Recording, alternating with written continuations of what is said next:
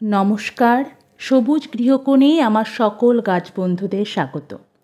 কিছুদিন আগে একটা আশ্চর্যজনক ঘটনা ঘটে আমার সাথে। মর্নিং ওয়াক করে বাড়ি ফিরছি, একটি বাড়ির সামনে রাস্তার পাশে ঘাস জঙ্গলের স্তূপ। সম্ভবত ওই বাড়ির গাছপালা কেটে পরিষ্কার করা হয়েছে। সেই স্তূপের মধ্যেই এই অ্যাগ্লোনিমার গাছটিকে পাই। গাছটিতে রুট ছিল না।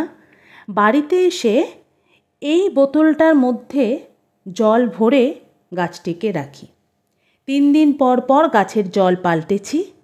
গতকাল জল পাল্টাতে গিয়ে চোখে পড়ে গাছে নতুন পাতা হয়েছে। এই পাতাটি কিন্তু আগে ছিল না। বুঝলাম গাছের গ্রোথ হচ্ছে। তাই আজকে গাছটিকে আমি পটিং করব। যেহেতু গাছের গ্রোথ ঠিকঠাক হচ্ছে, তাই ভাবলাম গাছটিকে পটিং করি। এই স্নো হোয়াইট অ্যাগ্লোনিমা গাছটিকে কিভাবে পটিং করব সেটাই আজকে আপনাদের সাথে শেয়ার করব। প্রোপোগেট করার জন্য আমি সবসময় 4 ইঞ্চির নার্সারি টবকে পছন্দ করি। এই টবে তলায় বেশ অনেকগুলো ছিদ্র থাকে, আলাদা করে ছিদ্র করার প্রয়োজন পড়ে না। পটিং করার জন্য 40 ভাগ বালি, 40 ভাগ মাটি, 20 ভাগ ভার্মিকম্পোস্ট এবং 1 চামচ নিমখোলের মিশ্রণ নিয়েছি। সামান্য পারলাইটও আছে এই মিশ্রণের মধ্যে। এই স্নো হোয়াইট অ্যাগ্লোনিমা গাছটিকে এই টবের পটিং মিক্সে বসানোর আগে ড্যামেজ শুকনো পাতাগুলো কেটে ফেলব। কারণ ড্যামেজ পাতা কেটে না ফেললে গাছটি তার সমস্ত এনার্জি নষ্ট করবে এই পাতাগুলোকে বাঁচিয়ে রাখার জন্য। তাতে গাছের গ্রোথ দেরিতে হবে।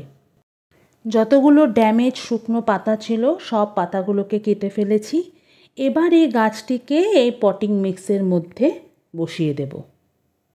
টবের গোড়ায় ততক্ষণ জল দেব যতক্ষণ টবের ছিদ্র দিয়ে জল বেরোতে শুরু না করে। এই বোতলের মধ্যে ফিল্টার ওয়াটারে এতদিন আমি গাছটি রেখেছিলাম। সেই জলটি গাছের গোড়ায় দেব। ইনডোর প্ল্যান্টের জন্য সবসময় ফিল্টার ওয়াটার ব্যবহার করা উচিত, আমি আমার আগের ভিডিওগুলোতেও বলেছি। কারণ ট্যাপ ওয়াটারে প্রচুর পরিমাণে আয়রন আর ক্লোরিন থাকে, যেটা এই ধরনের গাছের জন্য খুব ক্ষতিকারক।